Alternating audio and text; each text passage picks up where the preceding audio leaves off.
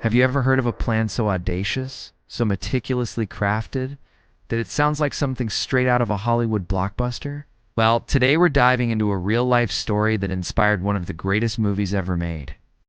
This is the incredible tale of the Great Escape from Stalag Luft III. Picture this. It's 1944. It's the height of World War II. Deep inside Nazi Germany, there's a prisoner of war camp called Stalag Luft III. This wasn't just any camp. It was designed by the Luftwaffe, the German Air Force, to be escape-proof. They built it on sandy soil, making tunnels incredibly difficult to dig. They raised the barracks off the ground to spot any digging attempts, installed seismographs to detect vibrations, and had guards patrolling constantly. For the Allied airmen imprisoned there, it was a fortress. But for a group of determined officers, escape-proof was just a challenge waiting to be accepted. The mastermind behind this daring plan was Squadron Leader Roger Bushell, a captured Royal Air Force pilot. Bushell wasn't just thinking about getting a few men out. He envisioned a mass breakout. His goal was to get 200 men to freedom, not just to escape, but to cause chaos behind enemy lines, forcing the Germans to divert massive resources to hunt them down. He codenamed the operation Big X. This wasn't just about digging a hole in the ground. It was a massive underground operation involving over 600 prisoners who were organized like a corporation with departments for everything.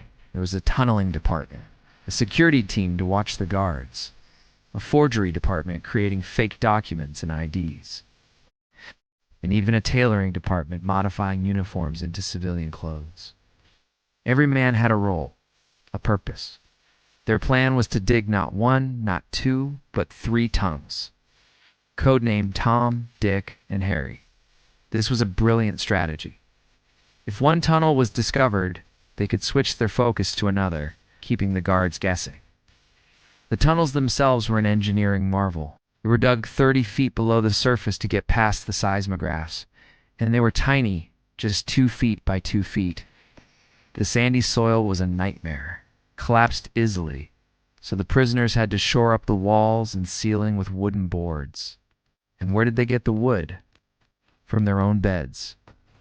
Each prisoner sacrificed bed slats for the cause, carefully replacing them so the guards wouldn't notice. Think about the sheer ingenuity. To dig, they fashioned tools from old tin cans, cutlery, and anything they could find. They created a ventilation system using a handmade pump and pipes made from milk tins, ensuring the diggers, known as penguins, had enough air to breathe deep underground. And why penguins? Because they had to discreetly dispose of all that bright yellow sand dug from the tunnels. They would fill small sacks made from socks and hang them inside their trousers. Then they'd walk around the compound, casually shuffling their feet and releasing the sand, mixing it with the darker topsoil. It was a slow, painstaking process, but it worked. Security was paramount.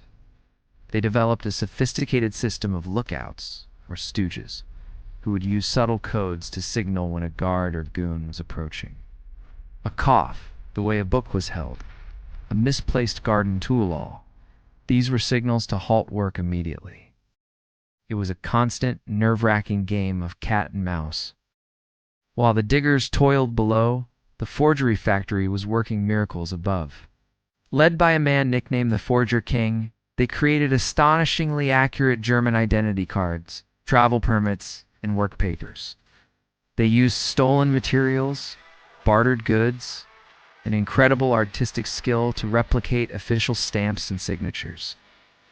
Meanwhile, the tailors were busy converting military uniforms into convincing civilian suits and workers' overalls, dyeing fabric with coffee grounds and other makeshift materials. The Tunnel Tom was discovered by the Germans in September 1943, a major setback. But the team didn't give up. They shifted all their efforts to Harry. For months, they worked relentlessly, driven by the hope of freedom. By March 1944, Harry was finally complete, stretched an incredible 336 feet, right under the main fence, and was set to emerge in the woods beyond the camp's perimeter. The day of the escape was set for March 24th, a moonless night to provide maximum cover.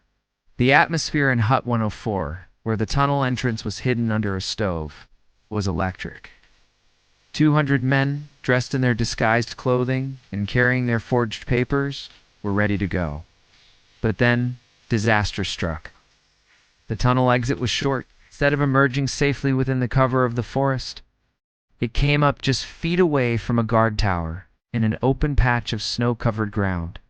The plan had to change instantly. Instead of a steady stream of men, they could only send one man at a time, waiting for the guard patrol to pass. It was agonizingly slow. The tunnel itself presented new challenges. A section collapsed and had to be repaired. An air raid caused a power cut, plunging the tunnel into darkness and cutting off the air pump. Men fainted from lack of oxygen. It was chaos. Despite the immense difficulties, 76 men managed to crawl through Harry and emerge into the cold German night before a guard on patrol stumbled upon the tunnel exit at dawn. The alarm was raised and the great escape was over. 76 men had made it out, a stunning achievement. But their journey was far from over. A massive manhunt was launched across Germany. Gestapo and SS were furious. This was a huge embarrassment to the Third Reich. Of the 76 escapees, only 3 managed to make it to complete freedom. 2 Norwegian pilots reached neutral Sweden by boat, and a Dutch pilot made it to Spain. The fate of the others is a somber reminder of the brutality of the regime.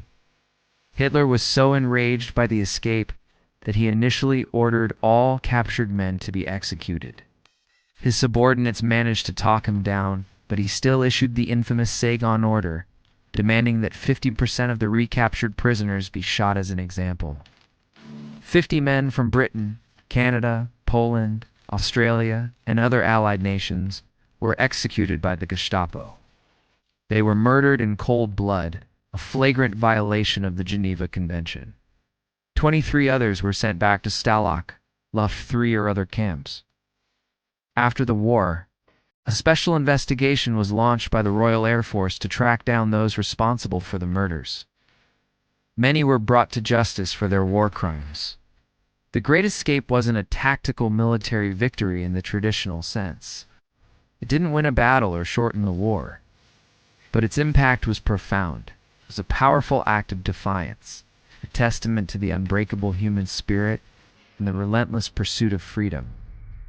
These men, armed with little more than courage, ingenuity, and an unyielding will, showed the world that even in the darkest of places, hope can build a tunnel to the light. Their story is not just one of escape, but one of incredible bravery, sacrifice, and the enduring power of teamwork against impossible odds. Thank you so much for joining me on this incredible historical journey. If you found this story as fascinating as I do, please hit that like button and subscribe to the channel for more deep dives into history's most amazing tales. I'd love to have you as part of our community. See you in the next video.